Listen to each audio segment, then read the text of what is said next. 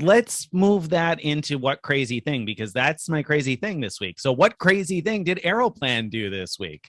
And so as Greg is alluding to, Aeroplan is showing us award availability on United flights where United says there's no availability, which makes no sense at all. Of course, this is Yeah. totally counterintuitive and the opposite of what Greg was just talking about, the opposite of what we would expect. Now, before I get too deep into that, I should say that, as I said in the post, it's possible that they're showing phantom availability that isn't actually bookable. I didn't actually try to ticket any of these, so possible it's not going to work, but I think it probably is. And the reason I bet on that is because the crazy thing that Aeroplan is doing is it seems like they are piecing together Saver Awards by finding Saver space on each individual segment. And that might not sound exciting if you're not used to award booking, but for those that are more experienced in award booking, you know that just because there's Saver availability from A to B and from B to C, it doesn't necessarily mean you can book a Saver award from A to C.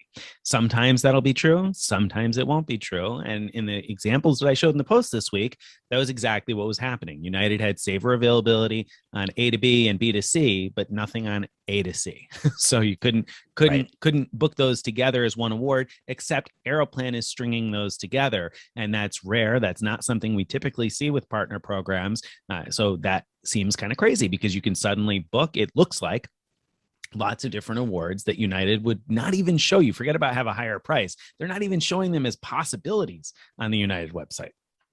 Yeah. Yeah. So I remember, I don't know if this is still true, but it might be. I remember the opposite being true with American Airlines and British Airways. So when American Airlines started doing this married segment availability thing, so that married segment is where it's like Nick said, where whether or not awards are available from A to B and B to C sort of has nothing to do with whether they're available from A to C via B. Via B, so, yeah. From A to B to C, yeah.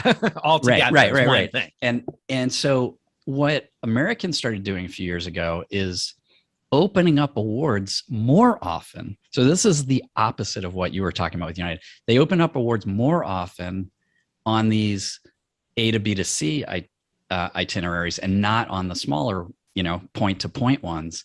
And so people were frequently finding that when they searched, their whole play. So it used to be to find award availability, you kind of piece together, like look for things like point to point and then string it all together and then you could book it. But American broke all that and just said, we're going to open it up for your whole itinerary, but not for the individual segments. And so what happened then, at least at the time, was those same flights that you could book at the lowest level with American, A to B to C, were not available through their partner British Airways, for example, because British Airways was looking segment by segment. And now we're seeing sort of the opposite, the same situation with Air Canada doing that potentially, but where it's a good thing as opposed to a bad thing. Right. And so and to give a concrete example for anybody who's having a hard time following our letters, like what Greg is saying American frequently did was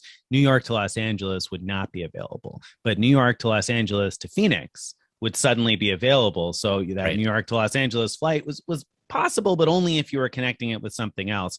United is kind of doing things the other way around, where New York to Los Angeles is available and Los Angeles to whatever, let's call it Phoenix again, to Phoenix is available. But New York to Los Angeles to Phoenix isn't via United for whatever crazy reason.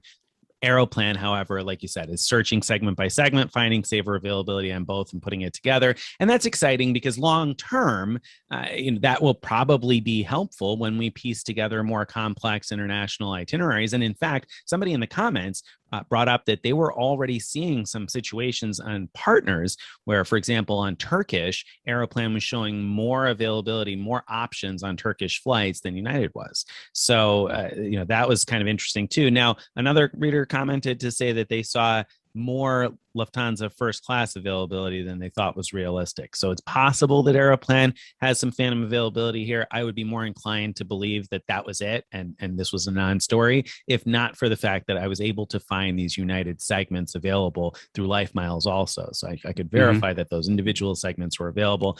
So I'm betting that it'll work. But anyway, crazy because it's not what we would expect. It's not the way these things typically work.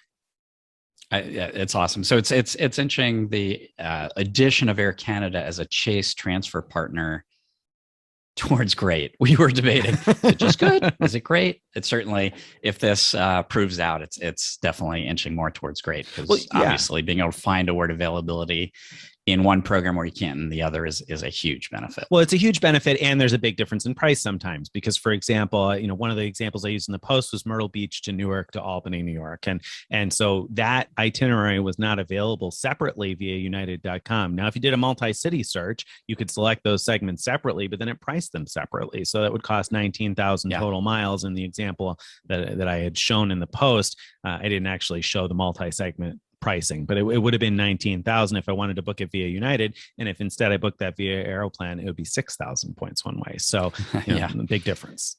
Sure.